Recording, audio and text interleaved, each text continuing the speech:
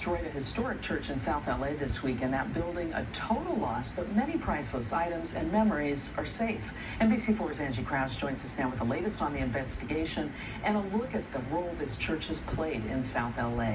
Angie. Yeah, arson investigators have been sifting through the charred remains of Victory Baptist Church throughout the day today. And take a look, you can see the entire building is a complete loss. But they were able to save a few precious items that are integral to the history of this landmark church.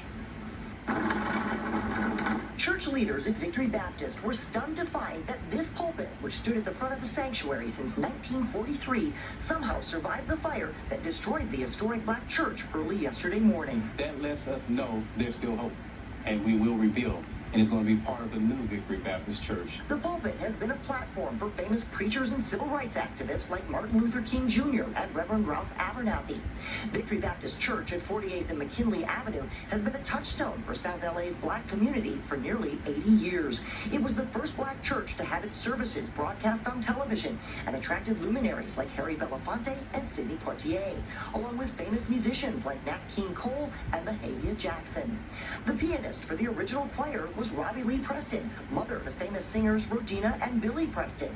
That very piano was also among the few items salvaged from the wreckage today. The request of one of the fire captains here, he said, I want to see if this thing still works. Great is our faithfulness. Yeah. And with a half dozen firefighters looking on, the church's music director found that miraculously, the piano still plays. It just shows you that in spite of all this, joy still came out of it, to see that our history still will live on and to fulfill our calling to serve the present age here at Victory Baptist Church. The cause of the fire is being investigated by a multi-agency House of Worship task force, which looks into all fires at places of worship. A church pastor tells NBC4 News somebody tried to set a palm tree on fire outside the church 1 week ago, but it's not clear if this fire was intentionally set. We believe that we had an attic fire that escalated pretty quickly. Still under investigation as far as exactly how and where it started.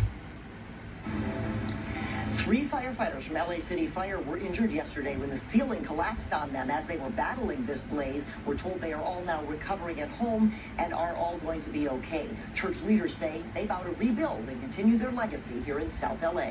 Reporting live, Angie Crouch, NBC4 News. Although, see, soccer.